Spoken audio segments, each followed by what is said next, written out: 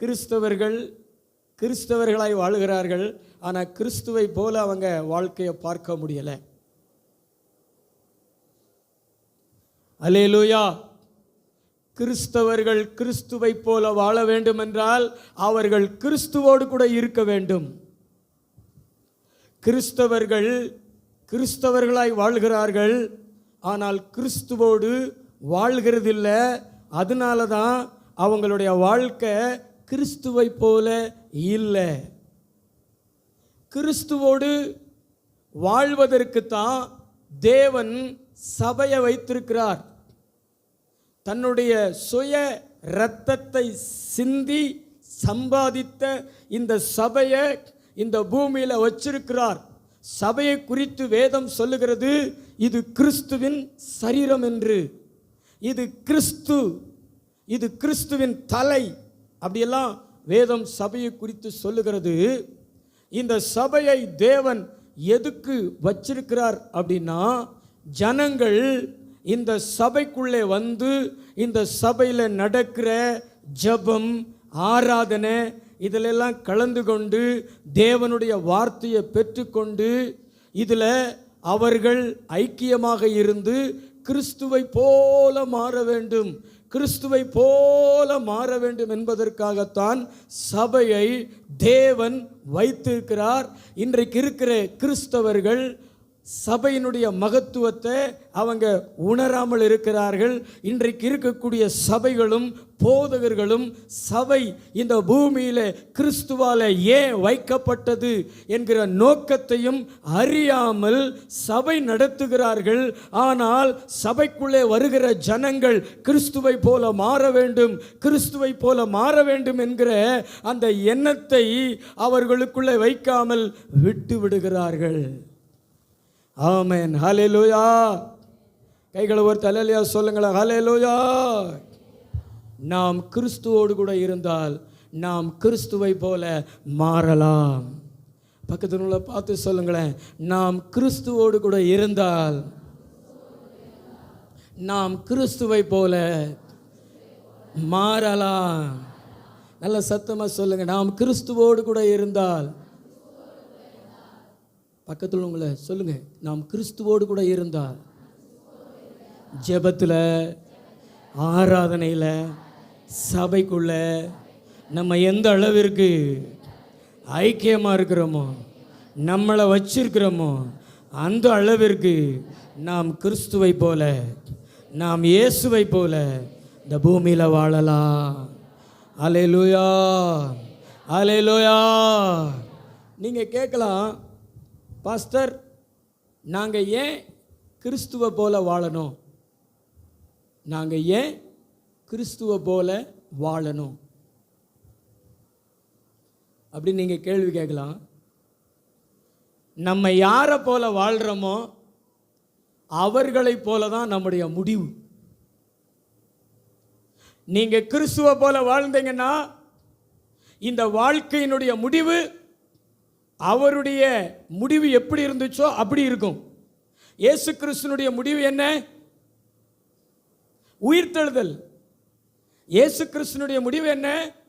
பரலோகத்தில் பிதாவின் வலது பக்கத்தில் சிங்காசனத்தில் ராஜாதி ராஜாவாக, கர்த்தாதி கர்த்தராக, இந்த உலகம் எல்லாவற்றிற்கும் மேலாக, எல்லா நாமத்துக்கும் மேலான நாமம் உடையவராக, அதிகாரம் படைத்தவராக, சர்வ வல்லவராக வீற்றிருக்கிறார். இந்த பூமியில் வாழும் பொழுது நீங்களும் இயேசு கிறிஸ்துவை போல வாழ்வீர்கள் என்றால் உங்களுடைய வாழ்வின் முடிவு பரிதாபமாக இருக்காது, இழிவானதாக இருக்காது, லட்சியானதாக இருக்காது, நரகத்துக்குள்ள போகாது, பாதாளத்துக்குள்ள போகாது. அது மகிமையின் முடிவாக இருக்கும். ஆமென். பக்கத்தில் உங்களை பார்த்து சொல்லுங்களேன், இயேசு கிறிஸ்துவை போல உங்களுடைய வாழ்க்கை இந்த பூமியில் இருந்ததென்றால் அவருடைய முடிவு உங்களுடைய முடிவு மகிமையான முடிவு. அற்பமான சரீரத்தை அவருடைய மகிமையின் சரீரத்திற்கு ஒப்பாக மறுரூபப்படுத்துவார், நீங்க பரலோகத்துக்குள்ள மகிமையாய் பிரவேசிக்கலாம். அல்லேலூயா. நல்ல 2 கைகளை தட்டி ஆண்டவருக்கு நன்றி சொல்லுங்க.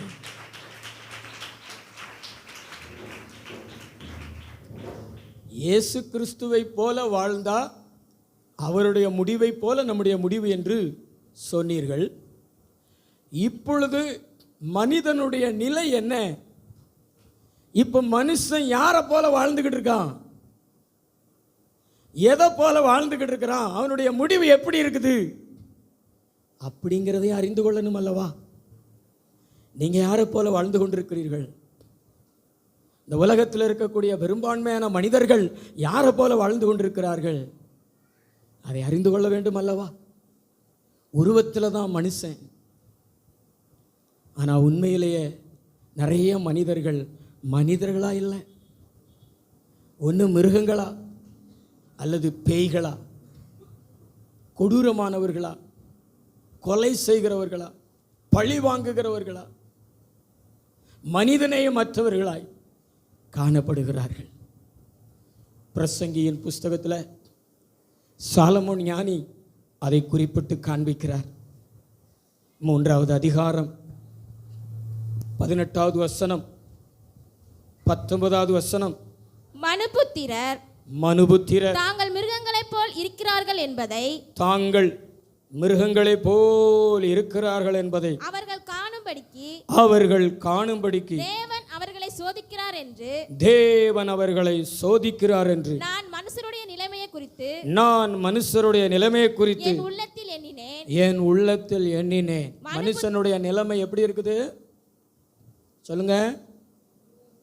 பின்னாடி உள்ள சகோதரிகள் சொல்லுங்க. மனுஷன் யாரை போல இருக்கிறான்? சத்தமா சொல்லுங்க. மனுஷனுடைய நிலைமை எப்படி இருக்கிறது? மிருகத்தை போல தான் இருக்கிறது. மனுபுத்திரருக்கு சம்பவிக்கிறது மிருகங்களுக்கும் சம்பவிக்கும். அவர்களுக்கும் இவைகளுக்கும் ஏக சம்பவம் உண்டு.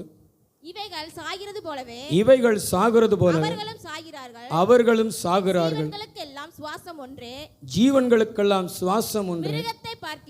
மிருகத்தை பார்க்கிலும் மனுஷன் மேன்மை உள்ளவன் அல்ல. எல்லாம் மாயையே. எல்லாம் ஒரே இடத்திற்கு போகிறது. எல்லாம் மண்ணிலே உண்டாகிறது. எல்லாம் மண்ணுக்கு திரும்புகிறது. உயர ஏறும் மனுஷனுடைய ஆவியையும் தாழ பூமியில் இறங்கும் மிருகங்களுடைய ஆவியையும் அறிகிறவன் யார்? இன்னைக்கு மனுஷனுடைய நிலை, நான் முதல்ல சொன்னது மாதிரி உருவத்தில் மனுஷனை போல இருக்கிறான், மனுஷிய போல இருக்கிறான். ஆனால் உண்மையிலேயே அவனுடைய நிலை மிருகங்களை போல தான் இருக்கிறது. இந்த மனுஷன் மிருகங்களை போல இருக்கிறதுனால தான் மிருகங்களை போல அவங்களுடைய முடிவு வருகிறது. ஒரே ஒரு வித்தியாசம்தான், நான் சொல்றதை கவனிங்க. ஒரே ஒரு வித்தியாசம்தான். மனுஷனுடைய மரணத்துக்கு அப்புறம் சரீரம் மண்ணுக்குள்ளே போகும், ஆத்மா நரகத்துக்குள்ளே போகும், அவனுடைய ஆவி உயர போகும். அது தேவன் தந்த ஆவி, அதனால் அது தேவனிடத்தில் போயிடும். ஆனால் ஆத்மா நரகத்துக்குள்ளே போயிடும். அவன் கர்த்தருக்கு பிரியமா, கர்த்தருக்கு உண்மையா, கர்த்தருக்காக வாழ்ந்திருந்தாம்னா அவனுடைய ஆத்மா பாரடைஸ் என்று சொல்லப்படுகிற இளைப்பாறுதல் உள்ள இடத்திற்கு கொண்டு போய் விடப்படும். ஆனால் ஆண்டவர் அறியாமல் வாழ்ந்து மரித்துட்டான்னா அவனுடைய ஆவி மேலே போயிடும், அவனுடைய ஆத்மா நரகத்துக்குள்ளே போயிடும், பாதாளத்துக்குள்ளே போயிடும், அவனுடைய சரீரம் மண்ணுக்குள்ளே போயிடும். ஆனால் மிருகங்களுடைய காரியங்கள் எப்படின்னா, மிருகங்கள் மரித்த உடனே ஆவியும் பூமிக்கு கீழே போயிடும், சரீரமும் மண்ணோட போயிடும். ஒரே ஒரு வித்தியாசம்தான், மற்ற எந்த விதத்துலையும் அவங்களுடைய முடிவில் வித்தியாசம் இருக்காது. அல்லேலூயா. இந்த பூமியில் நம்ம மிருகங்களை போல வாழக்கூடாது. நம்ம யாரை போல வாழணும் சொல்லுங்க சகோதரா, சொல்லுங்க. பக்கத்துவங்களை பார்த்து சொல்லுங்களேன், இயேசுவை போல வாழணும், மிருகங்களை போல வாழக்கூடாது. இன்னைக்கு நிறைய மனித உருவத்தில் மிருகங்கள், அனிமல்ஸுகள் நான் பேப்பரில் ஒரு செய்தியை படித்தேன். எனக்கு அவ்வளவு கஷ்டமாக இருந்தது. கேரளாவில் ஒரு கணவன் மனைவி, அவங்களுக்கு 3 பிள்ளைகள் இருக்கிறாங்க. ஒரு நடுத்தரமான ஒரு வயசு. கணவர் மதுபானம் அருந்துவார், வீட்டில் வந்து சண்டை போடுவார். மனைவி கோபித்து கொண்டு தன்னுடைய தகப்பன் வீட்டுக்கு போய் இருக்கிறார்கள். இந்த மனிதன் மனைவியை போய் அழைத்து கொண்டு வரலாம்னு சொல்லி மாமனார் வீட்டுக்கு போய் சமரசம் பேசி மனைவியை அழைத்து கொண்டு வருகிறார். எங்கே வருகிறார்? தன்னுடைய வீட்டிற்கு வருகிறார். நான் சொல்றது கவனமாக கேளுங்க. வீட்டுக்கு வருகிறார். போகிற வழியில் ஒரு காடு இருக்கிறது. அப்போ இவர் மனைவியை அந்த காட்டுக்குள்ளே போய் கொஞ்சம் நேரம் உட்காந்து பேசிக்கிட்டு இருக்கலாம், வா அப்படின்னு கூப்பிட்டுருக்காரு. அவருடைய மனைவியும் அந்த காட்டுக்குள்ளே போகிறாங்க. பேசிக்கிட்டே இருக்கிறாங்க. பேசிக்கிட்டு இருக்கையில் வாக்குவாதம் வந்துடுது. வாக்குவாதம். உடனே கணவர் என்ன செய்கிறார்னா, தான் மறைச்சி வச்சிருந்த கத்தியை எடுத்து மனைவியை குத்துகிறார். உடனே மனைவி கீழே விழுந்து விட்டார்கள். விடலை மனைவியை. இரும்பு பைப்பை எடுத்து இந்த 2 கால்கள் முட்டி இருக்கு பார்த்தீங்களா, அதை அடித்து உடைத்திருக்கிறார். அவங்க கத்துறாங்க, அவங்க கதறாங்க, அவங்க அலறாங்க. ஆனால் காடுங்கிறதுனால யாருக்கும் கேட்கல. கடைசியில் அந்த பெண்ணு மேலே மோட்ரு பைக்கை ஏற்றிட்டு வேகமாக போயிட்டான். பிற பார்த்தவங்க உடனே மருத்துவமனைக்கு கொண்டு போய் அவசர சிகிச்சை கொடுத்து கொண்டிருக்காங்களாம். இந்த மனிதன் மனிதனா அல்லது மிருகமா? சொல்லுங்க. மிருகம் தான். மைண்டில் மிருகம், செயல்களில் மிருகத்தனம். இன்னைக்கு நிறைய பேருடைய வாழ்க்கை, பெண்கள்லையும் நிறைய பேரை பிடித்தான் மிருகத்தை போல வாழ்கிறார்கள். கணவரை கொலை செய்கிறவர்களாக, பிள்ளைகளை கொலை செய்கிறவர்களாக, மற்றவர்களை கொலை செய்கிறவர்களாக மிருகத்தனத்தை தான் இன்னைக்கு மனுஷன் வெளிப்படுத்தி கொண்டிருக்கிறார். இப்படியா இந்த மனுஷனை தேவன் படைச்சாரு? தேவன் இந்த மனுஷனை தன்னை போல படைச்சாரு.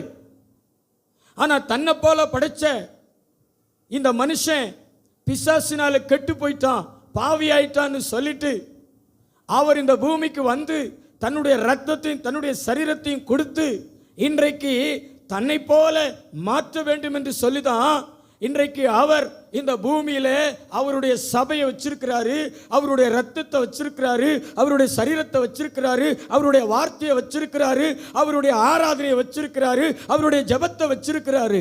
ஆனா இன்றைக்கு இருக்கிற மனுஷர்களுக்கு இதனுடைய மகத்துவம், இதனுடைய மகிமை தெரியல. நாங்க இப்படித்தான் வாழ்வோம் அப்படின்னு நினைக்கிறாங்க. நீ எப்படி வாழ்றையோ அது போலவே உன்னுடைய முடிவு மாறிடும். இன்னைக்கு ஆண்டவர் உன்னை பார்த்து சொல்றாரு, நீ இயேசுவோடு இரு, அவர் தந்த சபையில இரு. உன்னால எவ்வளவு நேரம் சபையில உன்னை வச்சிருக்க முடியுமோ, ஜெபத்துல வச்சிருக்க முடியுமோ, ஆராதனையில வச்சிருக்க முடியுமோ, வேத வாசிப்புல வச்சிருக்க முடியுமோ, அவ்வளவு நேரம் உன்னை தேவனோடு வச்சிரு. நீ தேவனோடு இருந்தீனா நீ தேவனை போல மாறிடுவ. நீ இயேசுவோடு இருந்தீனா நீ இயேசுவை போல மாறிடுவ. ஹல்லேலூயா, ஹல்லேலூயா. எனக்கு ஒரு பிடிச்சமான ஒரு பாடல் உண்டு. இந்த கீபோர்டு போடு. உம்மோடு நான் இருந்தால் உம்மை போல மாறிடுவேன். ஒரு பழைய பாடல் தான். நான் ரட்சிக்கப்பட்டதுக்கு முன்னாடியே இந்த பாட்டை கேட்டிருக்கிறேன், அதை கற்றுக்கொண்டு பாடியிருக்கிறேன். ஆமென். அந்த பாடலை என்னோடு சேர்ந்து எல்லாரும் பாடலாம்.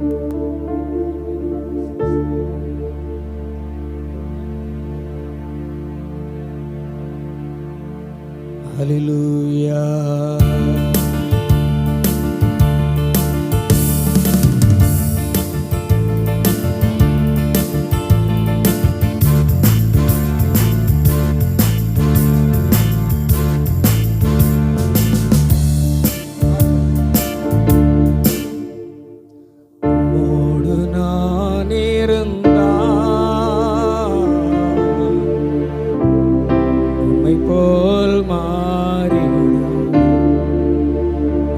இசையா உம்மை போல் மாறிடு. உலக வாழ்வு மாயைதானையா, உம்மோடு வாழ்வு உண்மைதானை. உலக வாழ்வு மாயைதானையா, உம்மோடு வாழ்வு உண்மைதானை. உம்மோடு வாழ்வு உண்மைதானை.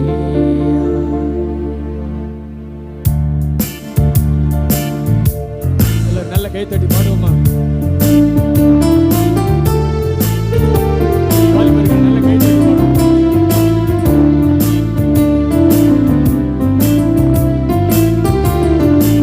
பாடுவோமா? நான் இருந்தால் போல் மாறி, இசையா போல் மாறி. சகோதரர்கள் பாடுங்களே, வாலிபர்கள்.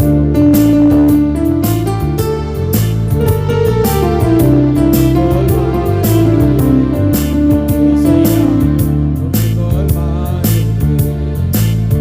உலக வாழ்வு மாயைதானையா, உலக வாழ்வு மாயைதானையா, உம்மோடு வாழ்வு உண்மைதானையா. உலக வாழ்வு மாயைதானையா, உம்மோடு வாழ்வு உண்மைதானையா. வாழ்வு உண்மைதானையா. உம்மோடு நான் இருந்தேன். நல்ல கை தட்டி பாடுகிறேன்.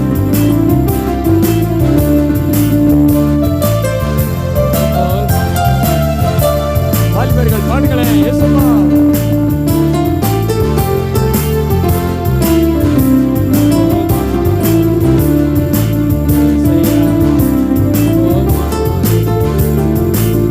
பாவத்தின் சாயலில் நான் வளர்ந்தேன், பரிசுத்தமின்றி நான் அலைந்தேன்.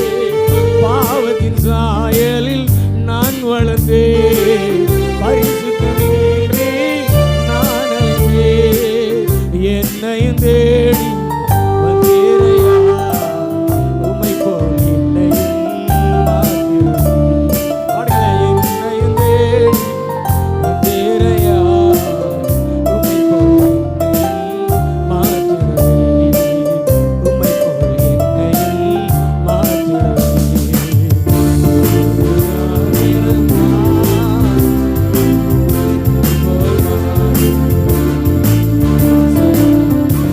போல் மாறி.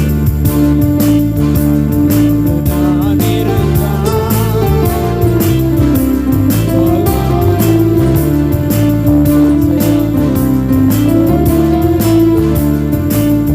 உலக வாழ்வு மாயைதானையா, உலக வாழ்வு மாயைதானையா, வாழ்வு உலக வாழ்வு மாயைதானையா,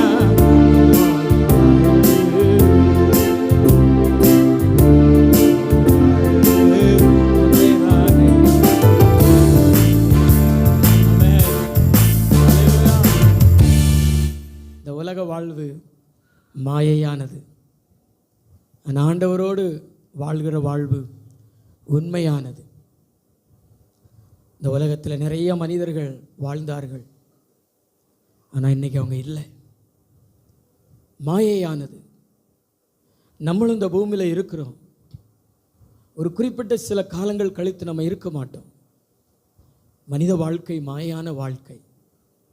ஆனால் இந்த வாழ்க்கையை உண்மையான வாழ்க்கையாக மாற்றுறதுக்காக, நித்தியமான வாழ்க்கையாக மாற்றுகிறதுக்காகத்தான் இயேசு இந்த பூமியில் வந்து அவருடைய இரத்தத்தினால அவருடைய சபையை உருவாக்கி வச்சிருக்கிறார்.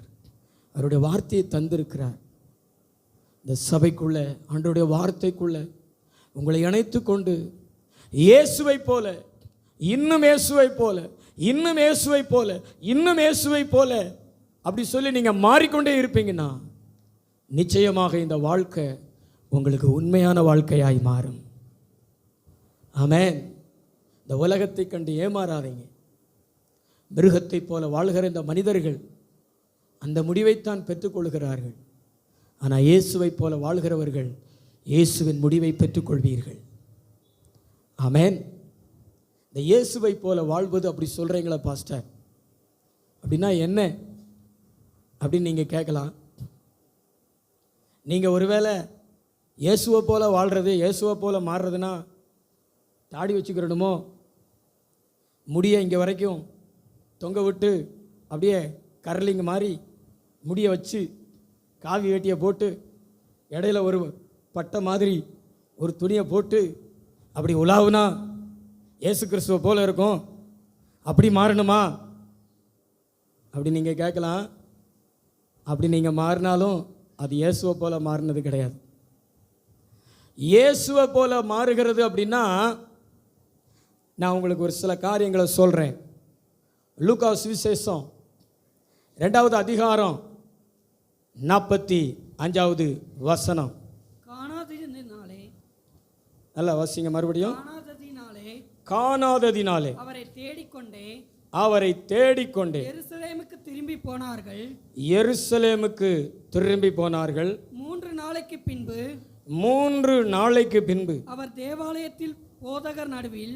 அவர் தேவாலயத்தின் போதகர் நடுவில் உட்கார்ந்திருக்கவும் அவர்கள் பேசுகிறதை கேட்கவும் அவர்களை வினாவவும் கண்டார்கள்.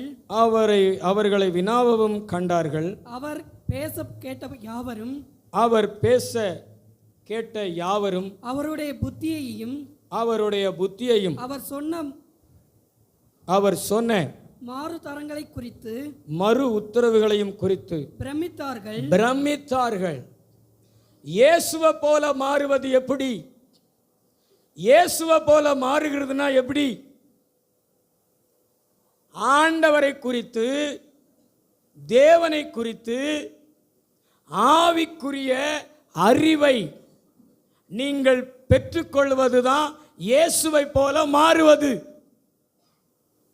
நீங்க பிறந்ததிலிருந்து கிறிஸ்தவர்களாய் பிறந்து சர்ச்சில் பல ஆண்டுகளாக விசுவாசியாக இருந்து ஆவிக்குரிய முட்டாள்களாக ஆலயத்தை குறித்து, ஆண்டவரை குறித்து அறிவு அற்றவர்களாக நீங்கள் காணப்படுவீர்கள் என்றால் நீங்கள் இயேசுவை போல அல்ல. இயேசு கிறிஸ்துவுக்கு 12 வயசு தான் ஆகுது. பிரதர், தூங்கி ஆசீர்வாதத்தை இழந்துடாதீங்க. விழிப்புள்ளவங்களை கேளுங்க. இயேசு கிறிஸ்துவுக்கு 12 வயசு தான் ஆகுது. ஆனால் தேவாலயத்தில் போதகர்கள் நடுவில் அவங்க சொல்கிறத கேட்குறார். இன்னைக்கு 12 வயசுக்கு மேலே இருக்கிற பிள்ளைகள் கூட ஆலயத்தில் நடக்கிறத எதையும் கவனிக்கிறது கிடையாது. காரணம் என்ன தெரியுமா? ஆவிக்குரிய அறிவு இல்லை, ஆண்டவரை குறித்த அறிவு இல்லை. உலகத்தையே சுற்றி வளைச்சிருப்பாங்க. அவங்களிடத்துல எதை கேட்டாலும் சொல்லுவாங்க, அப்படித்தானே? உலக பிரகாரமாக பேரை கேளுங்க சொல்லுவாங்க, சோரை கேளுங்க சொல்லுவாங்க, மோரை கேளுங்க சொல்லுவாங்க, எதை கேளுங்க சொல்லுவாங்க. ஆனால் ஆண்டவரை குறித்து ஒரு கேள்வி கேட்டால் அதுக்கு பதில் தெரியாது. ஆவிக்குரிய அறிவற்றவர்கள் இன்னைக்கு கிறிஸ்தவத்தில் நிறைய பேர் இருக்கிறாங்க. ஆனால் ஆண்டவர் இயேசு கிறிஸ்து 12 வயசு தான். போதகர்கள் நடுவில் இருக்கிறார். நீ இருக்கிற இடம்தான் நீ ஆவிக்குரிய அறிவுடையவனா அல்லது ஆவிக்குரிய முட்டாளா என்பதை காண்பித்து கொடுக்கும். நீ பரியாசக்காரர்களுடைய கூட்டத்தின் நடுவில் உட்கார்ந்திருக்கிற என்றால் நீ ஆவிக்குரிய முட்டாள். ஏன்னா வேதம் அப்படித்தான் சொல்லுகிறது. துன்மார்க்கருடைய ஆலோசனை நடவாமலும், பாவிகளுடைய வழியில் நில்லாமலும், பரியாசக்காரர் உட்காரும் இடத்தில் உட்காராமலும், கர்த்தருடைய வேதத்தில் பிரியமாயிருந்து இரவும் பகல் அவருடைய வேதத்தில் தியானமாயிருக்கிற மனுஷன் பாக்கியவான். நீ உட்கார்ந்திருக்கிற இடம் உன்னை யார் என்று சொல்லும். இயேசு உட்கார்ந்திருந்த இடம் போதகர் நடுவில். நீ போதகரை விட்டு ரொம்ப தூரம் போக நினைக்கிறாயா? ரொம்ப தூரம் போய் கொண்டிருக்கிறாயா? உனக்கு ஆவிக்குரிய அறிவில்லைன்னு அர்த்தம். ஆனால் போதகரோடு இணைத்து கொண்டு அவர்கள் மூலமாய் சொல்லப்படுகிற அந்த போதனைகளை காதில் கேட்டுக்கொண்டு இருக்கிறாய் என்றால், கேட்கக்கூடிய மனது இருக்கிறது என்றால், நீ தான் அறிவாளி. ஹல்லேலூயா. போதகர் இடத்துல கேள்வி கேட்கிறார் இயேசு கிறிஸ்து. அந்த கேள்விக்கு அவங்க பதில் சொல்றாங்க. இவர் அவங்கிட்ட கேள்வி கேட்கிறாரு, அவங்களுக்கு சிலருக்கு பதில் தரல. ஆனா இவர் பதில் சொல்றாரு. 12 வயசு தான். ஆனா அவருடைய புத்தியை கண்டு, அவருடைய ஞானத்தை கண்டு ஆச்சரியப்பட்டார்கள். அதுதாங்க இயேசுவை போல. நீ விசுவாசின்னு பேரை வச்சுட்டு பைபிளை தூக்கிட்டு டான்டான்னு வந்துட்டு ஆண்டவரை குறித்து முட்டாளாக இருந்தேன்னா நீ அவரை போல இல்லை. பக்கத்தில் பார்த்து சொல்லுங்களேன், ஆண்டவருடைய அறிவு. நீ உலகத்தையே விழா வளைச்சு என்ன செய்ய? எல்லா அறிவும் இருக்கும், அப்படிதானே? சென்ட்ரல் நாலேஜ், கம்ப்யூட்டர் அறிவு இருக்கும், செல் அறிவு இருக்கும், எல்லா அறிவும் இருக்கும். ஆனால் ஆண்டவரை குறித்த அறிவு இருக்கிறதா? ஆவிக்குரிய அறிவு இருக்கிறதா? அந்த ஆவிக்குரிய அறிவு இல்லாததுனால உன்னுடைய இடம் மாறுகிறது. உன்னுடைய அந்த இன்னும் இயேசுவை போல மாறணும், இயேசுக்குள்ள நிலைச்சிருக்கணும் அப்படிங்கிற காரியங்கள் மாறுகிறது. ஆண்டவருடைய வார்த்தை சொல்லுகிறது, ஆண்டவரை குறித்ததான அறிவினால நிரம்புங்க. ஆண்டவரை குறித்த அறிவினாலே நிரம்புங்க. சின்ன வயசுலேயே ஆண்டவரை குறித்த அறிவினாலே நிரம்புங்க. அவரிடத்துல கேள்வி கேளுங்க. போதகர் இடத்துல கேள்வி கேளுங்க. போதகர்கள் கேள்வி கேட்டாங்கன்னா டான்னு பதில் சொல்லுங்க. ஆண்டவர் உங்கள் அவருடைய அறிவினால நிரப்புகிறார் என்றால் நிச்சயமாக சொல்கிறேன், நீங்கள் அவரை போல மாறி இருக்கிறீங்கன்னு அர்த்தம். நீங்கள் அவரை போல மாறி இருக்கிற நீங்கள் அவரை போலவே முடிவு பெறுவீங்க. ஆமென். கைகளை ஒரு தலையிலையா சொல்லுவோமா? ஹல்லேலூயா. பிசாசு இயேசு கிறிஸ்துவை சோதிக்கிறான். உங்களையும் சோதிக்க வருவான், சோதனைக்காரன். பிரதர், அறிவு இருந்துச்சுன்னா அவனை நீங்க ஜெயிப்பீங்க. உங்களுக்கு ஆண்டவரை குறித்த அறிவு இல்லைன்னா அவனிடத்துல தோப்பீங்க. ஆவிக்குரிய அனுபவத்தை இழந்து ஆண்டவருக்கு அடிமையாக இருந்த, ஆண்டவருடைய பிள்ளையாக இருந்த நீங்க பிசாசுக்கு அடிமையாயிருவீங்க. சோதனைக்காரன். மத்தேயு 4:1 வாசித்து பாருங்களேன். அப்பொழுது இயேசு பிசாசினால் சோதிக்கப்படுவதற்கு ஆவியானவராலே வனாந்தரத்திற்கு கொண்டு போகப்பட்டார். இயேசு கிறிஸ்து சோதிக்கப்பட்டார். அது மாதிரி உங்களுக்கும் சோதனை வரும். உங்களிடத்துல வந்து பிசாசு வேற எந்த செயலையும் செய்ய மாட்டான். உங்க அறிவை டெஸ்ட் பண்ணி நீங்க தோத்துட்டீங்கன்னா அவனுக்கு அடிமையாக்கிடுவான். நீங்க வேற எந்த விதத்திலையும் பிசாசை துரத்த முடியாது. செருப்பு தூக்கி காமிச்சாலும், இரும்பு கம்பியை கையில் வச்சிருந்தாலும் அவனை நீங்க ஜெயிக்க முடியாது. அவனை எப்படி ஜெயிக்கலாம் தெரியுமா? உங்களுடைய அறிவின் மூலமா, உங்களுடைய வார்த்தையின் மூலமா. அவன் கேட்குற கேள்விக்கு நீங்க திக்காம திணறாம டான் டான் டான் டான் அடிச்சிங்கன்னா இந்த அறிவாளிட்ட நம்ம செல்லுபடியாகாதுன்னு ஓடி போயிடுவான். ஆனால் அவன் சொல்கிற கேள்விக்கு நீங்கள் மௌனமாக இருந்து அப்படியா அப்படின்னு கீழ்ப்பிடிஞ்சிங்கன்னா உங்கள் தலை மேலே ஏறி உட்காந்து உங்களை அடிமையாக்கிடுவான் பிசாசு. இயேசு கிறிஸ்துவினிடத்தில் பசியாக இருக்கும் பொழுது ஒரு கல்லை எடுத்துக்கொண்டு வந்து இந்த கல்லை அப்பங்களாகும்படி சொல்லும்னு சொல்கிறான். ஆண்டவர் செஞ்சாரா? ஆண்டவர் செஞ்சாரா? இன்னைக்கும் உங்க உறவினர்கள் மூலமா, நண்பர்கள் மூலமாக உங்களிடத்துல பேசுவான் பிசாசு.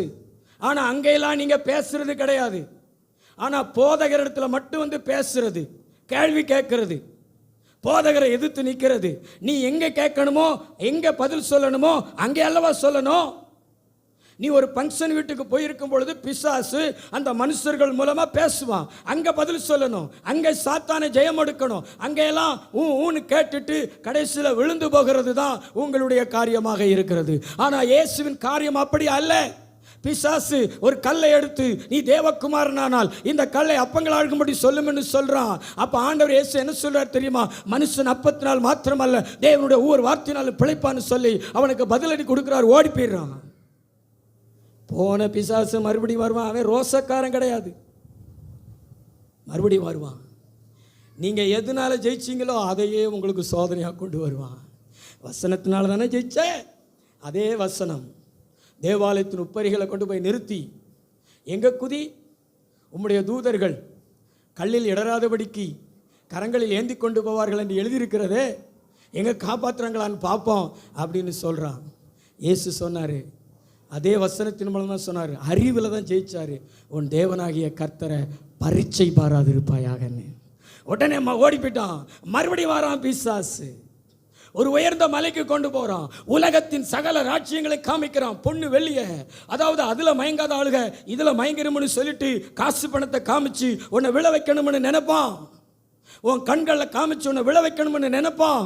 அவன் சொல்றான், ஆண்டவர் இயேசு கிறிஸ்துவினிடத்துல ஒரு முறை என் பாதத்தில் சாஷ்டாங்கமா விழுந்து பணி, இது எல்லாம் உனக்கு தாரேன் அப்படி சொல்றான். ஹலோ, நீங்களா இருந்தா என்ன செய்வீங்க?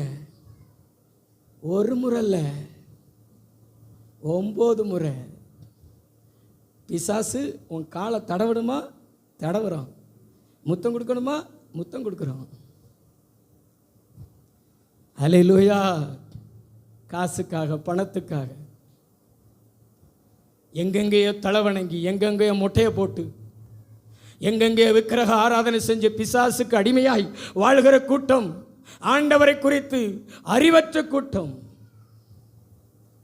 ஆனா இயேசு கிறிஸ்து சாத்தானை பார்த்து சொன்னார், சாத்தானே, இந்த உலகத்தில் இருக்கக்கூடிய சகல ராஜ்யங்களும் பொன்னும் புல்லும் வெள்ளியும் என் தேவனுக்கு நான் செய்கிற ஒரு ஆராதனைக்கு சமமாகாது.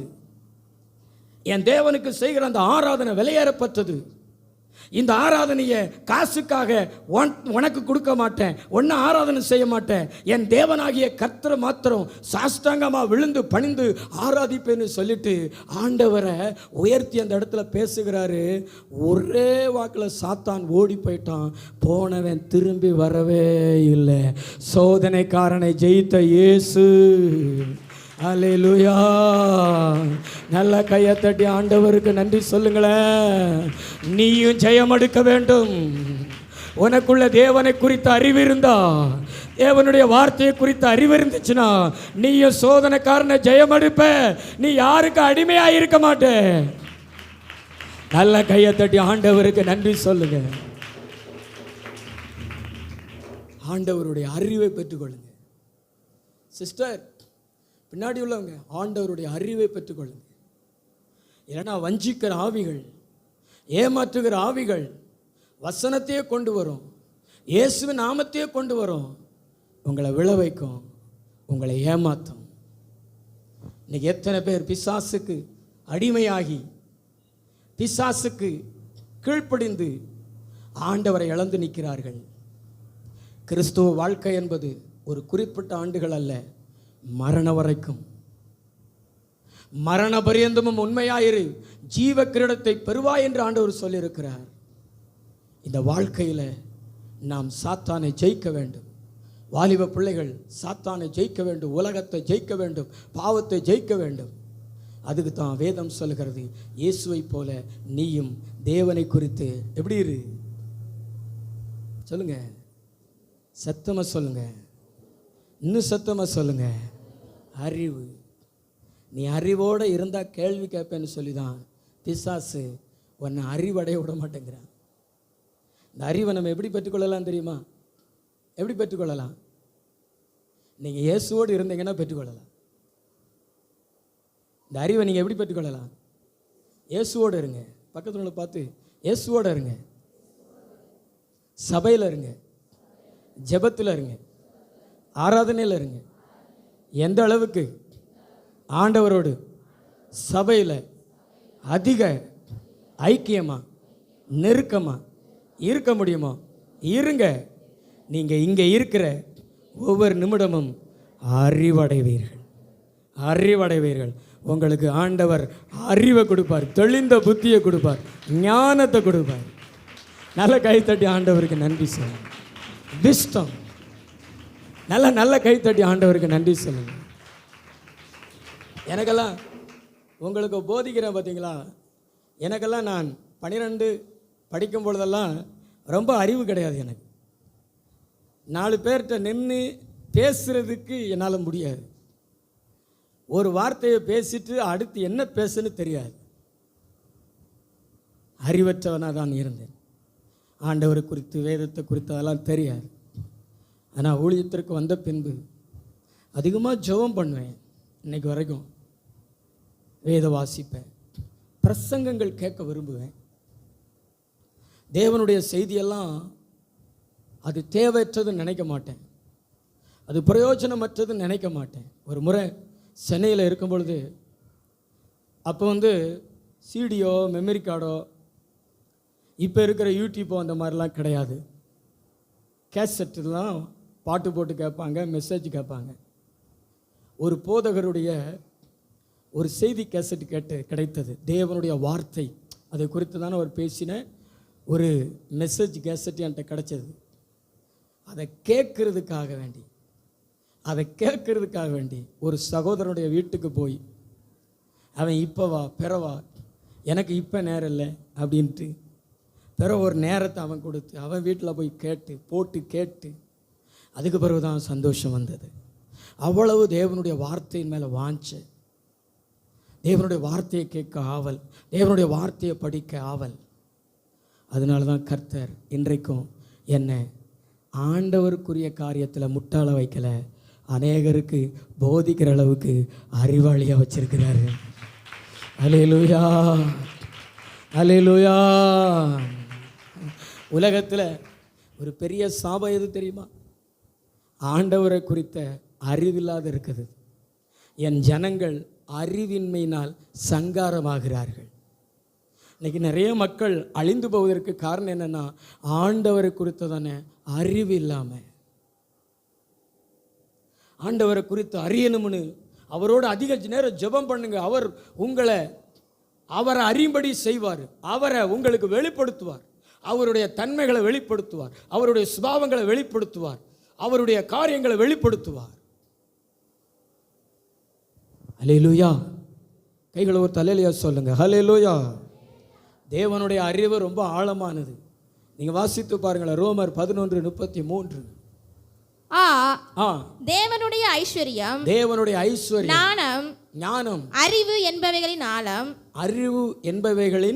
ஆழம் எவ்வளவா இருக்கிறது.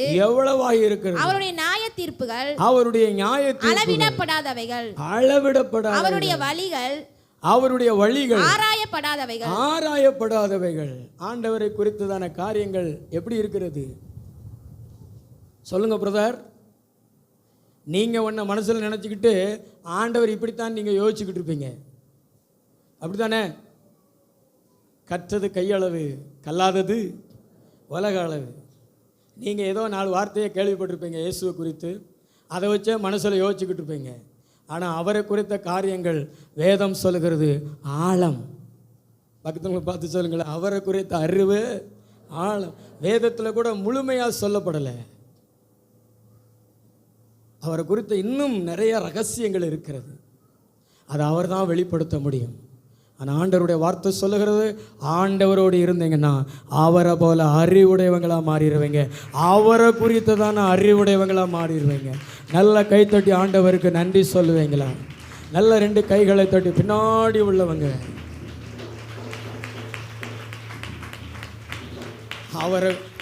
அவரை குறித்த அறிவு இருந்துச்சுன்னா நீங்கள் 4 பேரை ஆண்டவர்களை கொண்டு வருவீங்க, நீங்கள் 4 பேரை மனம் திரும்புதலுக்குள்ளே நடத்துவீங்க, விக்கிரக ஆராதனை செய்கிறவங்களை பார்த்து அவங்களுக்கு புத்தி சொல்லுவீங்க.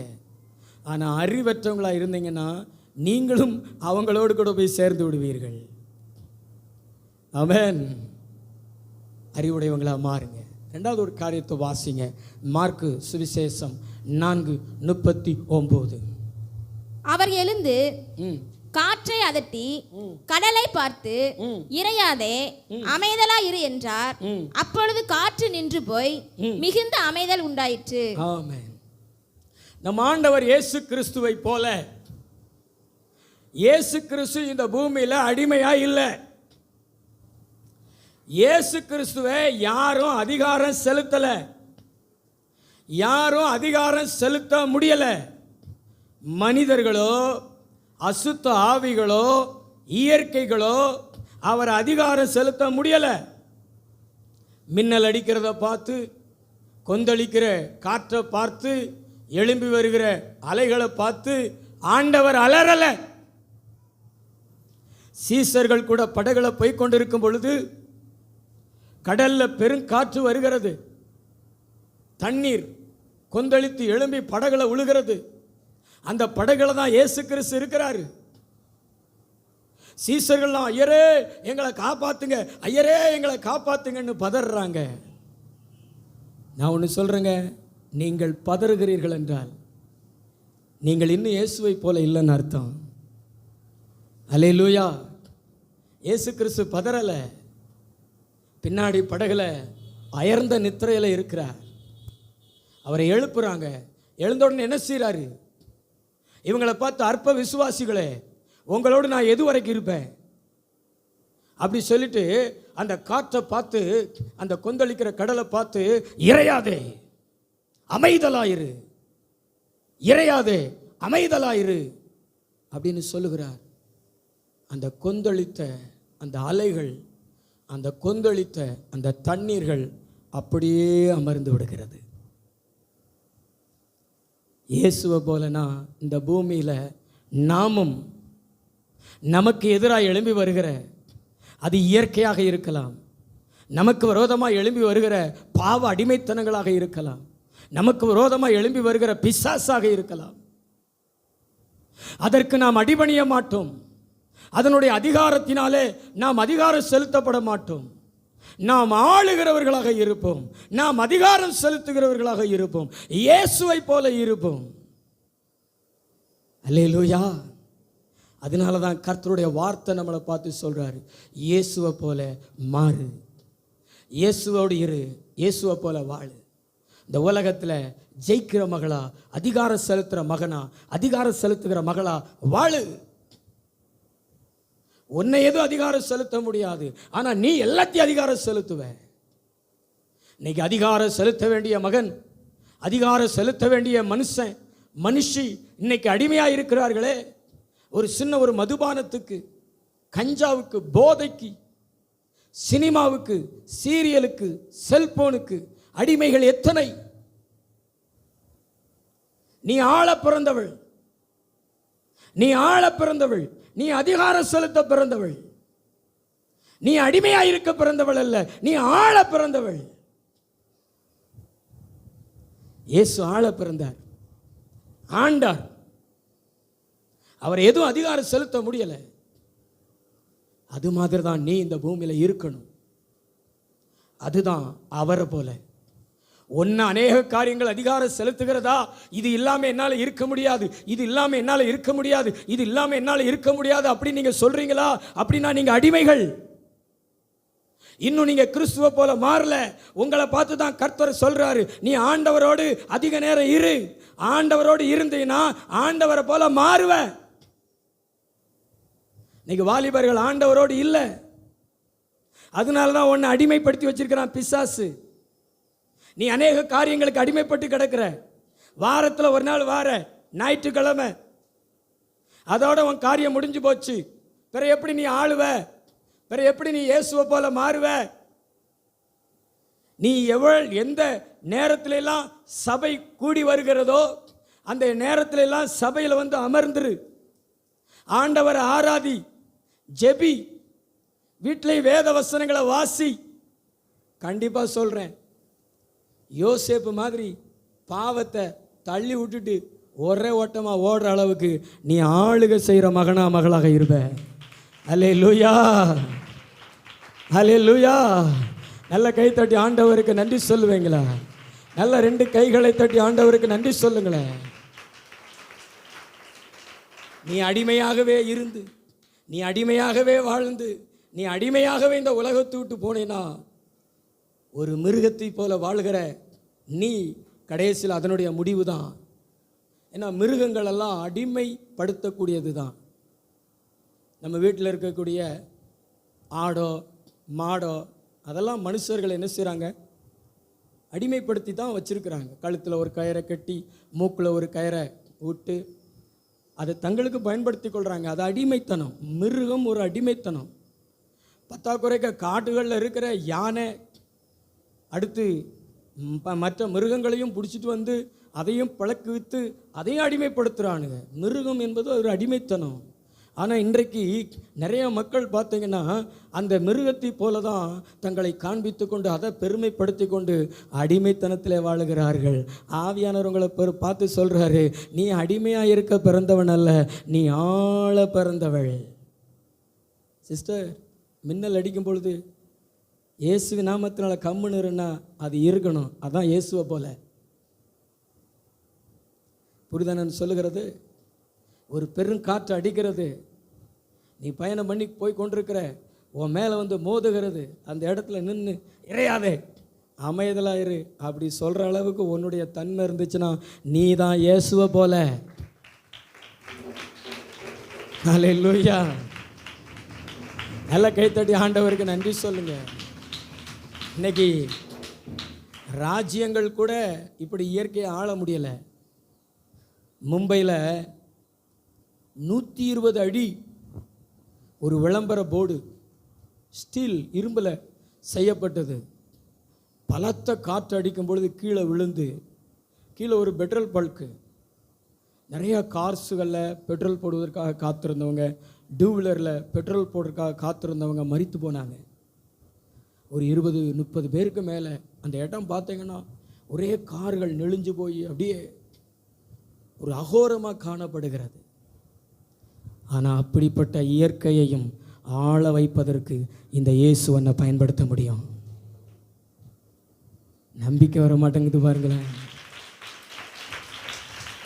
இறையாதே அமைதலாயிரு என்று காற்றையும் கடட்டையும் காற்றையும் கடலையும் அதட்டுகிற வல்லமையை கர்த்தர் நமக்குள்ளே கொடுப்பதற்கு அவரை போல நம்ம மாற வேண்டும் என்றால் அவரோடு கூட இருக்கணும். எத்தனை பேர் அவரோடு கூட இருக்க போகிறீங்க? நல்ல தலைக்கு மேல கை தட்டி, என்ன உம்மோடு இருக்க கிருபை தாங்க இயேசுவே. நல்ல 2 கைகளை தட்டி இன்னொரு காரியத்தை கூட நான் உங்களுக்கு சொல்றேன். பிசாசு, இன்னைக்கெல்லாம் விசுவாசிகள் பிசாசை துரத்துகிறார்களா அல்லது பிசாசு விசுவாசிகளை துரத்துறானா? சொல்லுங்களேன்.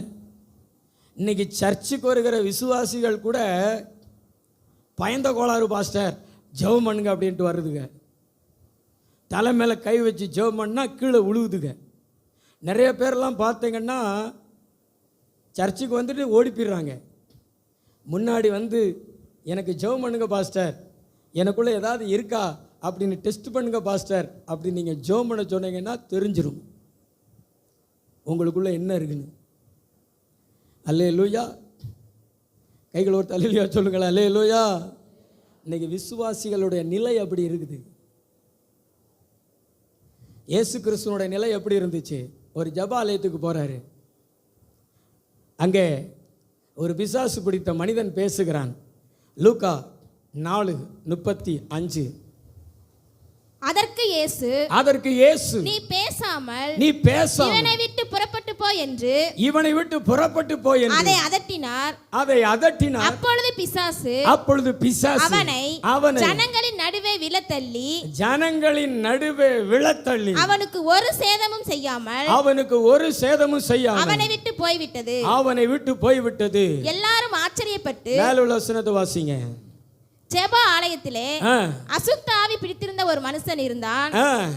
அவன் ஐயோ நசரேயனாகிய இயேசுவே எங்களுக்கும் உமக்கும் என்ன எங்களை கெடுக்கவா வந்தீர்? உம்மை இன்னார் என்று அறிவேன். நீர் தேவனுடைய பரிசுத்தர் என்று நீ தேவனுடைய பரிசுத்தர் உரத்த என்று சத்தமிட்டான். உரத்த சத்தமிட்டான். அதற்கு இயேசு நீ பேசாமல் இவனை விட்டு புறப்பட்டு போ அதை என்று அதட்டினார். அப்பொழுது பிசாசு அவனை ஜனங்களின் நடுவே விழத்தள்ளி அவனுக்கு ஒரு சேதமும் செய்யாமல் அவனை விட்டு போய்விட்டது. அல்லேலூயா. பேய் வந்து ஆண்டவருக்கு முன்னாடி முழங்கால் படிட்டு சொல்லுது, நீர் தேவனுடைய பரிசுத்தர், எங்களை கெடுக்கவா வந்தீர் அப்படின்னு அவர் முன்னாடி மண்டியிடுது. ஆண்டவர் சொல்றாரு, இவனை விட்டு நீ என்ன செய், போ. அதாங்க அதிகாரம் செலுத்துறது. இன்னைக்கு உங்களை பார்த்து பேய் ஓடணுங்க. இன்னைக்கு உங்களை பேய் பிடிக்கக்கூடாதுங்க. இன்னைக்கு நிறைய விசுவாசிகளை பிசாசு பிடிக்கிறானா இல்லையா? ஏன்? நீ உலகத்தோடு இருக்க, நீ உறவுகளோடு இருக்க, சர்ச்சை பார்த்தா உனக்கு வேற மாதிரி தெரியுது. நான் சொல்கிறேங்க, நீ இயேசுவோடு சபையோடு கூட ஜெபத்தில் ஆராதனையில் நீ எவ்வளவு நேரம் இருக்கிறியோ அவ்வளவு நேரம் பிசாசை நீ ஓட ஓட துரத்துவ. நீ தெருவில் நடந்து வந்தாலே பிசாசு ஓடுவான். ஐயோ எரிதே அப்படி சொல்லிட்டு ஓடுவான். ஏன்னா நீ யாரோடு இருக்கிற? சத்தமாக சொல்லுங்க, இயேசுவோடு. இன்னைக்கு நிறைய மக்களுக்கு பேய்களுக்கு பயம், பீதி. என்ன சிஸ்டர், தூக்கம் கம் நீங்க பண்றீங்க, வெல்கம். தூக்கத்துக்கு இடம் கொடுக்காதீங்க. கை ஊற்றி அல்லேலூயா சொல்லுங்களேன். சத்தமா ஒரு அல்லேலூயா சொல்லுங்களேன். அல்லேலூயா. அதுவும் ஒரு பிசாசு. நம்ம பிசாசை பற்றி பேசுகிறோம் பார்த்தீங்களா? அதனால தான் தூக்கத்துக்கு இடம் கொடுக்காதீங்க. பக்கத்தில் பார்த்து சொல்லுங்களேன், உற்சாகமாக இருங்க. அல்லேலூயா சொல்லுங்க. அல்லேலூயா, அல்லேலூயா. பிசாசு இயேசுவை பார்த்து என்ன செய்தான்? நடுங்கினான். உங்களை பார்த்து நடுங்கணும். இந்த கலைஞர் காலனியில் ஒரு வெடி விபத்து நடந்ததுக்கு அப்புறம் அந்த தெருவிலெல்லாம் நம்ம விசுவாசிகள் தான். ஆனால் அவங்க பதட்டத்துக்கு அப்படியே வீட்டுக்கு முன்னாடி தொட்டியில் வந்து ஒரு பேய் உக்காந்துக்கிட்டு தண்ணி அப்படியே ஐயோ, பயம், பீதி, பேதி. இன்னுமே தெருவில் ஒத்தில் நடந்து போக மாட்டாங்கன்னு நினைக்கிறேன். நான் சொல்கிறேங்க, நீங்கள் இயேசு கிறிஸ்துவோடு கூட இருந்து இயேசுவை போல இருந்தீங்கன்னா சுடுகாட்டில் போய் படுத்தா கூட பேய் உங்களை பார்த்து ஓடுங்க. ஹல்லேலூயா. ஒரு ஊழியக்காரரை குறித்து நான் கேள்விப்பட்டிருக்கேன். அவர் வந்து இந்த கைப்பிரதி ஊழியம் கொடுக்குறவர், கைப்பிரதி ஊழியம் செய்கிறவர், கைப்பிரதி கொடுக்குறவர். ஒரு நாள் அவர் ஊழியத்தை முடிச்சுட்டு போகும்பொழுது ரொம்ப களைப்பாக இருந்துச்சுன்னு ஒரு இடத்துல துண்டை விரித்து படுத்துட்டார். நைட்டில் ஒரு மாதிரி சத்தம் கேட்குது. அவர் அதெல்லாம் கண்டுகொள்ளலை. ஒன்று வந்து அவர் இப்படி எழுப்பிட்டு அவர் எந்திரிச்சு உட்காந்து அதை பார்க்குறாரு. அதுக்கு அடுத்து சொல்கிறாரு, சிப்போ பிசாசை அப்படி சொல்லிட்டு மறுபடியும் படுத்துட்டார். அதுக்கு பிறகு எதுவும் அவரை தொந்தரவு பண்ணலை. அவரை வந்து எழுப்புனது எது அப்படின்னா அது ஒரு குட்டி சாத்தான். அவர் படுத்து கிடந்த இடம் எது அப்படின்னா அது ஒரு சுடுகாடு. அல்லேலூயா. யாக்கோபுக்கு விரோதமான மந்திரம் இல்லை, இஸ்ரவேலுக்கு விரோதமான குறி சொல்லுதலும் இல்லை. நல்ல கை கட்டி தலைக்கு மேலே கூட கை தட்டி ஆமாம்.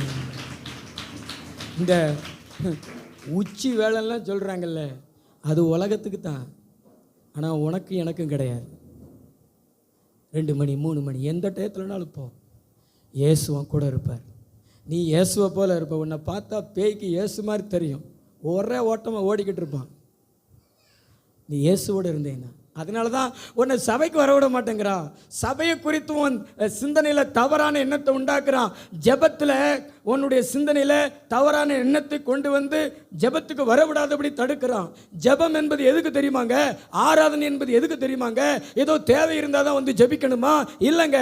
நம்ம ஆண்டவருடைய சமூகத்தில் உட்கார ஒரு செல்போன் சார்ஜ் ஏறுறது மாதிரி ஆண்டவருடைய பாதத்தில் உட்கார உட்கார உட்கார உட்கார அவருடைய வல்லமை, அவருடைய பிரசன்னம், அவருடைய சுபாவம், அவருடைய வல்லமை, அவருடைய அறிவு நமக்குள்ள இறங்கிக்கிட்டே இருக்கும். நம்ம வெளியே போகும் பொழுது உங்களை பார்த்து சொல்லுவாங்க, இவர்கள் இயேசுவோடு இருந்தவர்கள் போல தெரிகிறது, இவர்கள் கல்லாதவர்களாக இருந்தோம், இவர்கள் படிப்பு அறியாதவர்களாக இருந்தோம், இவங்க பேதமை உள்ளவர்களாக இருந்தாலும் இவ்வளவு தைரியமா பேசுகிறார்களே, இவர்களும் இயேசுவோடு இருந்தவர்கள் என்று சொல்லி சீசர்களுக்கு சாட்சி கொடுத்தது மாதிரி உங்களை குறித்து சாட்சி கொடுப்பாங்க. அந்த அளவுக்கு தேவனுடைய தைரியம், தேவனுடைய வல்லமை உங்களிடத்துல இருந்து வெளிப்படும். நல்ல கையை தட்டி ஆவியில நிறைஞ்சு அந்நிய பாஷையில் நல்ல கையை தட்டி இயேசுவோடு இரு, இயேசுவோடு இரு, உன்னை இயேசுவோடு இருப்பதற்கு அர்ப்பணம் செய் சகோதரா. இன்னைக்கு உலகத்தோடு இருந்து சினிமாவோடு இருந்து தான் உன் உருவமே சினிமா போல மாறி இருக்கிறது, சினிமா நடிகர்களைப் போல மாறி கிடக்கிறது. அதிகாரம் செலுத்த பிறந்த மகள் நீ. பிசாசுக்கு பயப்படலாம் கூடாது, பிசாசுக்கு பயப்படாதீங்க. நான் பிசாசுக்கு பயப்படுறது கிடையாது. சர்ப்பங்கள், நாய்கள் இதுகளுக்கு தான் கொஞ்சம் கவனமாக இருப்பேன், டார்ச் கொண்டு போவேன். ஆனால் அசுத்தாவிகளுக்கெல்லாம் நான் பயந்ததே கிடையாது. ஆனால் என்னை போல பயந்தவர்கள் உலகத்தில் இருக்க முடியாது. 100% நான் பயந்தவன், பயந்தே வாழ்ந்தவன். நான் ஆண்டவரை அறியறதுக்கு முன்னாடி எங்கள் அம்மா மரித்த பின்பு பயம் நிறைந்தவனாய் ஒத்தையில் படுக்க மாட்டேன். எங்கள் பாட்டி அது கூட தான் படுத்து கிடப்பேன். அவ்வளவு பயம். இருட்டு வீட்டுக்குள்ளே போக மாட்டேன். இரவு ஆயிடுச்சுனாலே நமக்கு பயங்கரம், ஆண்டவரை அறியறது வரைக்கும். ஆனால் அப்படி பயந்து கொண்டிருந்த என்ன இன்னைக்கு பிசாசுகளை துரத்துற அளவுக்கு தேவன் என்னை பலசாலியாய் மாற்றி இருக்கிறார். அல்லேலூயா, ஆமென். நல்ல கைத்தட்டி ஆண்டவருக்கு நன்றி சொல்லுங்க. இந்த பிரதேசத்தில் 25 ஆண்டுகளாக ஏமமும் சாமமும் நான் உலாவிக் கொண்டிருக்கிறேன். ஒரு நாளும் பேயை பார்த்து பயந்ததில்லை, பேய் என்னை பார்த்து தான் பயந்து ஓடிக்கொண்டே இருக்கிறது. இன்னும் ஓடும் பேய்கள். அல்லேலூயா, ஏசப்பாவை போல மாறுவேன், இன்னும் ஏசப்பாவோடு இருப்பேன், ஏசப்பாவுடைய சமூகத்தில் இருப்பேன். நல்ல கையை தட்டி ஆண்டவருக்கு நன்றி சொல்லுங்களேன். உம்மோடு நான் இருந்தா உம்மை போல் மாறிடுவே, உம்மை போல் மாறிடுவே. நல்ல கை தட்டி உம்மோடு நான் இருந்த உம்மை போல் மாறிடுவே.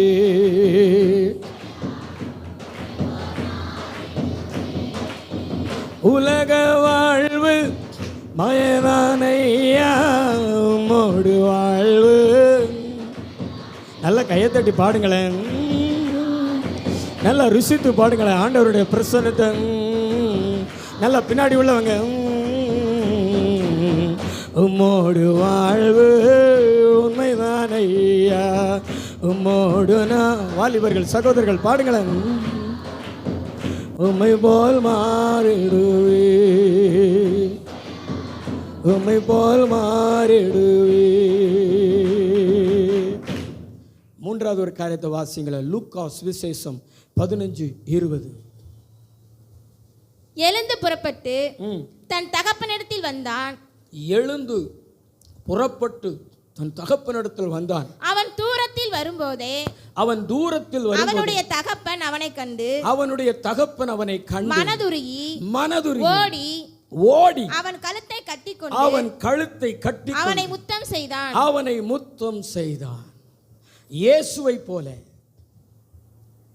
ஆண்டவரை குறித்து அறிவுடையவர்கள், இயேசுவை போல ஆண்டவர் இயேசுவை போல அதிகாரம் செலுத்துகிறவர்கள், இயேசுவை போல இயேசு எப்படி அன்புள்ளவராக, இயேசு எப்படி அன்பு செலுத்துகிறவராக இருந்தாரோ இருக்கிறாரோ அதே மாதிரி உங்களுடைய குடும்பத்தார் மேலே, கணவன் மனைவி மேலே, மனைவி கணவன் மேலே, பிள்ளைகள் மேலே, மற்ற மனிதர்கள் மேலே அன்னை தெரேசா போல அன்புள்ளவங்களா உங்களுடைய வாழ்க்கையில் நீங்கள் அன்பு செலுத்துகிறவங்களா நீங்கள் காணப்பட்டீர்கள் என்றால் அதுதான் இயேசுவை போல.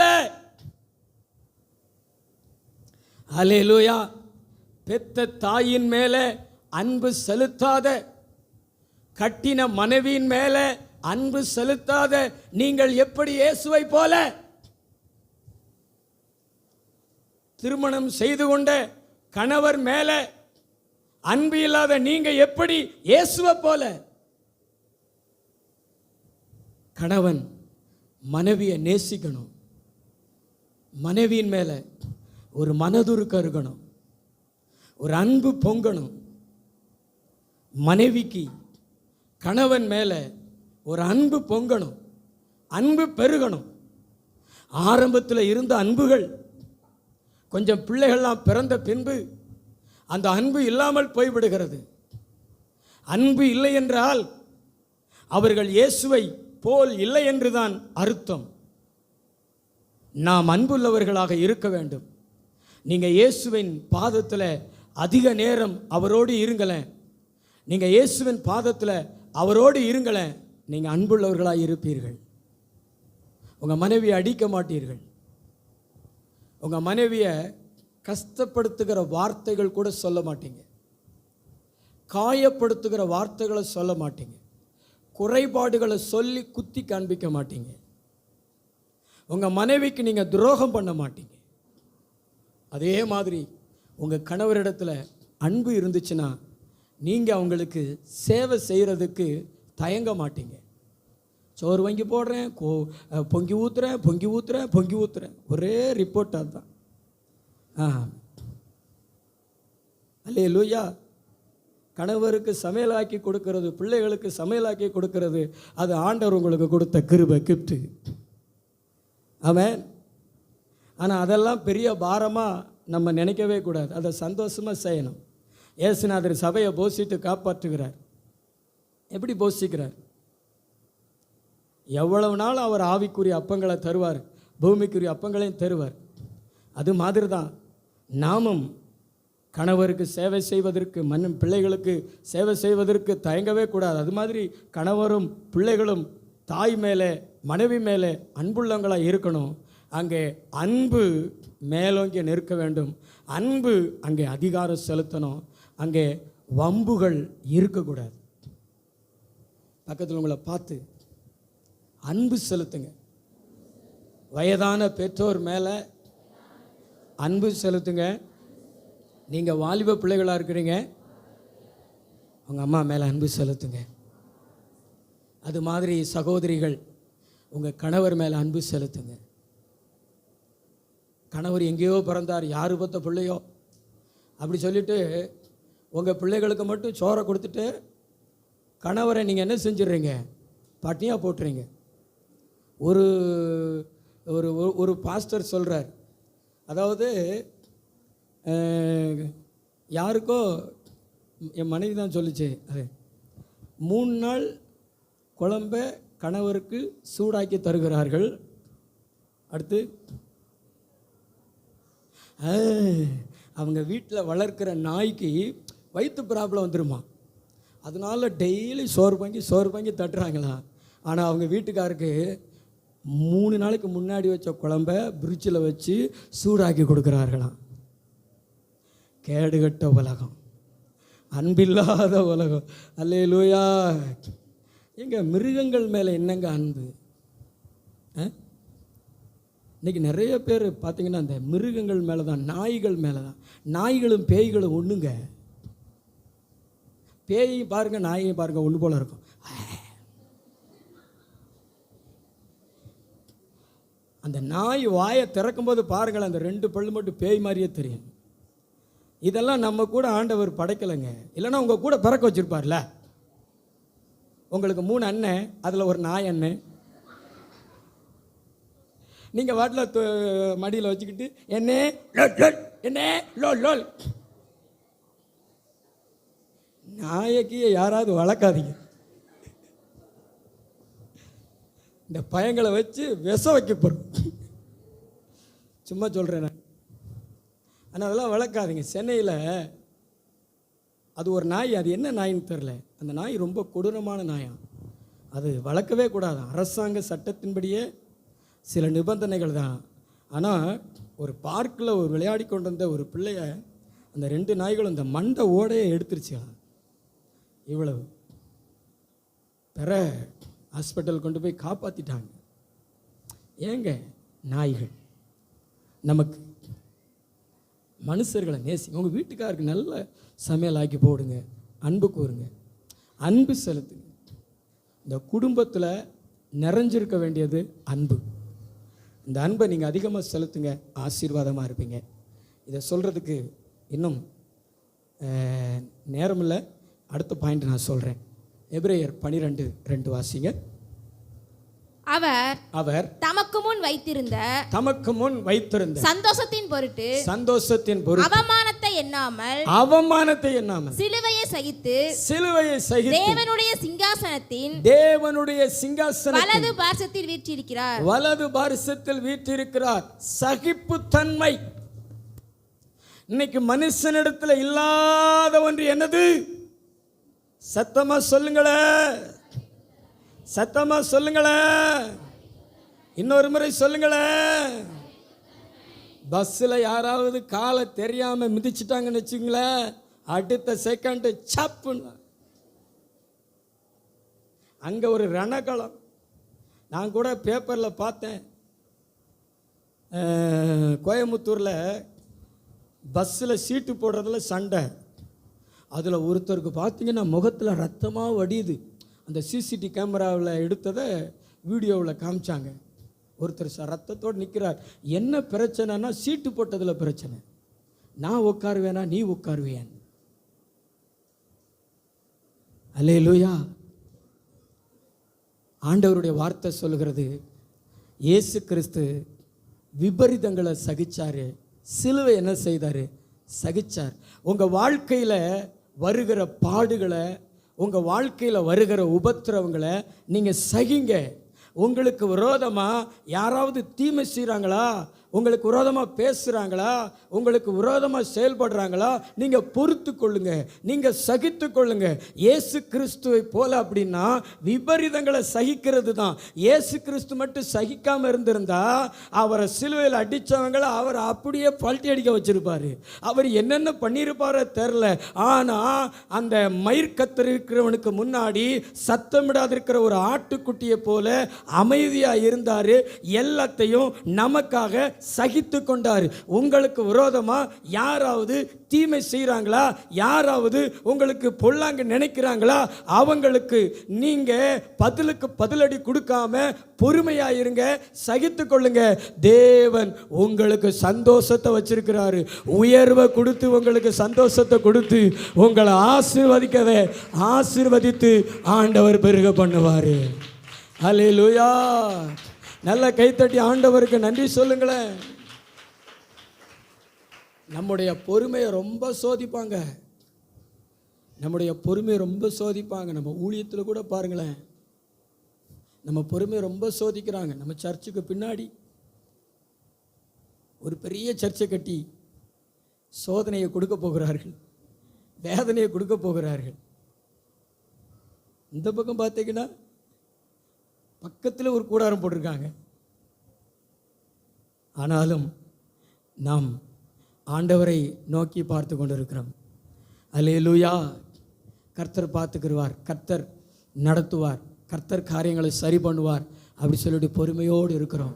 அதே மாதிரி தான் உங்கள் வாழ்க்கையில் வீட்டுக்கு முன்னாடி தண்ணி வந்தாலும், அல்லது எவன் வாகனமாவது உங்கள் வாகனத்தின் மேலே இடித்தாலும், அல்லது உங்களை யாராவது உபத்திரவப்படுத்தினாலும், மாமியார் மருமகள் கணவன் மனைவி உங்களை உபத்திரவப்படுத்தினாலும் பாடுபடுத்தினாலும், ஆண்டவர் இயேசுவை போல அப்படின்னா உங்களுக்கு ஆண்டவர் சொல்லுகிற வார்த்தை என்னன்னா, சகிப்புத்தன்மை உடையவர்களாக இருங்கள், சகித்து கொள்ளுங்கள், கர்த்தர் பார்த்து கொள்வார்.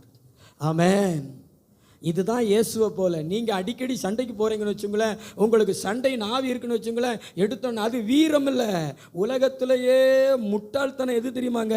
சண்டைக்கு போகிறது தான். உலகத்திலேயே மிருகத்தனம் எது தெரியுமா? சண்டைக்கு போகிறது. சண்டை யாருக்குரியது தெரியுமா? அது மனுஷனுக்குரியது அல்ல, அது மிருகங்களுக்குரியது, அது விலங்குகளுக்குரியது. வேற ஊர்ல இருந்து ஒரு நாய் இங்கே வந்துருச்சுன்னு வச்சுங்களேன், இந்த ஊர் நாய் என்ன செய்யும்? ஒரு நாள் ஒரு நாய் லொல்லொன்னு குலைச்சிக்கிட்டு இருந்துச்சு. நம்மளை பார்த்து தான் குலைக்குது அப்படின்னு நினச்சிக்கிட்டு இருந்தேன். அதுக்கு பிறகு பார்த்தா என் பின்னாடி ஒரு நாய் வந்துக்கிட்டு இருக்குது. ஓ, அந்த நாயை பார்த்து தான் குலைக்குது போல அப்படின்னு நினச்சி வேற நாய் வரக்கூடாது. அதுதான் நாய்களின் தந்திரங்கள், நாய்களுடைய செயல்பாடுகள். இன்னைக்கு அது மாதிரி தானே மனுஷன். எதுக்கெடுத்தாலும் சண்டை, எதுக்கெடுத்தாலும் கம்படு, எதுக்கெடுத்தாலும் அருவாளடு, எதுக்கெடுத்தாலும் விளக்கமாறையடு. இயேசுவை போல அது கிடையாதுங்க. ஒரு கண்ணத்தில் அறைந்தாலும் மறு கண்ணத்தையும் திருப்பி காட்டு என்பதுதான் ஏசப்பாவுடைய கொள்கை, ஏசப்பாவுடைய சகிப்பு தன்மை. நல்ல கையை தட்டி ஆண்டவருக்கு நன்றி சொல்லு. ஆமாம், பள்ளிக்கூடத்துலையோ கல்லூரியிலையோ எதுக்கெடுத்தாலும் புசுக்கு புசுக்கு புசுக்குன்னு போகாத சண்டைக்கு, ரோசப்பட்டு போகாத, ஜாதி சண்டைக்கு போகாத, நண்பர்களோட சண்டைக்கு போகாத. உனக்கு விரோதமாக என்ன தீமை செய்தாலும் சகித்துக்கொள். தேவன் அனுமதியாமல் அது நடக்காது. தேவன் அனுமதித்து தான் நடக்குது. பொறுமையாயிரு. யுத்தம் உன்னுடையதல்ல, யுத்தம் இயேசுடையது. ஆமென். கண்ணுக்கு கண், பல்லுக்கு பல், அது பழைய ஏற்பாடு. ஆனால் புதிய ஏற்பாட்டில் உன்னை ஒரு கண்ணத்தில் இருந்தால் மறுகண்ணமும் திருப்பி காட்டு. அப்படின்னா என்ன அர்த்தம்? அமைதியாக போ, பொறுமையாக இரு, கர்த்தர் பார்த்துக்கிறவார், கர்த்தர் கூட இருப்பார். அப்படி இருந்தீங்கன்னா நீங்கள் இயேசுவை போல முடிவை பெற்றுக்கொள்வீங்க. ஆமென். சகிப்பீங்களா? என் பிரசங்கத்தையே சகிக்க முடியலைன்னு விளையாண்டுட்டு இருக்கீங்களா? அல்லேலூயா. கர்த்தர் நல்லவர். 4 காரியங்களை உங்கள் இடத்துல பேசியிருக்கிறார். நிறைய சொல்லலாம், நேரம் இல்லை. ஆமென். ஆண்டவரை குறித்த அறிவு. 2வது அதிகாரம் செலுத்துதல். அடிமையாக இருக்கக்கூடாது. பக்கத்தில் பார்த்து சொல்லுங்களேன், அடிமைத்தனம் அது மிருகத்துக்குரியது, பிசாசுக்குரியது. ஆண்டவருக்குரியது அதிகாரம் செலுத்துறது, அன்புள்ளவர்களாக இருப்பது. மற்றவங்கள மேலே அன்பு கூறுங்க. பக்கத்தவங்களை பார்த்து சொல்லுங்கள், குறிப்பாக உங்கள் கணவர் மேலே அன்பு கூறுங்க. அன்புக்காக ஏங்குகிற உங்கள் மனைவியின் மேலே அன்பு கூறுங்க. பிரதர், அன்பு கூறுவேன்னு பாட்டு பாடிட்டு வீட்டில் போய் அடிக்காதீங்க. வீட்டில் மனைவியை பார்த்து அன்பு கூறுவேன், இன்னும் அதிகமாக ஆராதிப்பேன் அப்படின்னு இயேசுவை நோக்கி பாடுங்க. ஆமென். என்ன ஒரு அல்லேலூயா வர மாட்டேங்குது தாய் குளங்கள்ல இருந்து. அல்லேலூயா. பாடுகளை சகிங்க. சகிப்பீங்களா? பாடுகளை சகித்து கொள்ளுங்கள், ஏசப்பா மாதிரி. ஆனால் சந்தோஷம் வச்சிருக்காரு, உங்களுக்கு உயர்வு வச்சிருக்கிறார். அதனால தான் பாடுகள் வருகிறது. விபரீதங்களை சகிங்க. முழங்கால் படிடுவோம், கண்களை மூடி. ஆமென். எத்தனை பேர் இயேசுவோடு இருந்து இயேசுவை போல மாற போறீங்க? உங்க 2 கைகளை உயர்த்தி, ஏசப்பா என்ன உங்களை போல மாத்துங்க. ஏசப்பா, உம்மை போல மாறணுமே ஏசையா, நான் உம்மை போல மாறணுமே, உம்மை போல மாற்றிடுமே, என்னை உம்மை போல மாற்றிடுமே. ஏசப்பாட்டு கேளுங்க. மிருகத்தை போல அல்லப்பா, உங்களை போல. கேளுங்களேன், ஆண்டவர் உங்களை அபிஷேகம் பண்ணுவார், ஆண்டவர் உங்களை நிரப்புவார். அடிக்கடி உனக்கு கோபம் வருகிறது. உன் கணவரை உன்னால நேசிக்க முடியலையே, உன் பிள்ளைகளை உன்னால நேசிக்க முடியலையே, உன் மனைவிய தேவன் உனக்கு கொடுத்த அந்த சரீரத்தை உன்னால நேசிக்க முடியலையே. சகோதரா, நீ இயேசுவோடு இராததுனால தானே. நல்ல 2 கைகளை உயர்த்தி, அப்பா உங்க இதயம் கொடுங்க ஏசப்பா. என் இதயத்தை எடுத்து போட்டுருங்க ஆண்டவரே, என் இதயத்தை தூக்கி எறிஞ்சிருங்க ஆண்டவரே. உங்க இருதயத்தை எனக்குள்ள வச்சு உங்களை போல உங்களை போல உங்களை போல உங்களை போல இந்த பூமியில உங்களை போல உங்களுக்காக உங்களோடு வாழணும். அபிஷேகம் பண்ணுகிறார். நிறைய பேர் அபிஷேகம் பண்ணுகிறார், நிறைய சகோதரர்கள் அபிஷேகம் பண்ணுகிறார். என் மிருகத்தனத்தை எடுத்து போடுங்க ஆண்டவரே. என்னுடைய கோரமான முகங்களை எடுத்து போடுங்க, என்னுடைய கோபங்களை எடுத்து போடுங்க ஐயா. வாலிபர்கள் ஜெபம் பண்ணுங்க, வாலிபர்கள் ஜெபம் பண்ணுங்க. இயேசுவே, இயேசுவே கூப்பிடு மகளே. உனக்குள்ள ஒரு மாற்றம், ஒரு சுபாவத்தில் ஒரு மாற்றம். உனக்குள்ள அன்பு பொங்க போகிறது, உனக்குள்ள சகிப்பு தன்மை பொங்க போகிறது. அபிஷேகம் இறங்கட்டும் ஐயா. ஆவியானவர் இறங்குகிறார், வல்லமையின் ஆவியானவர் இறங்குகிறார், வரங்களின் ஆவியானவர்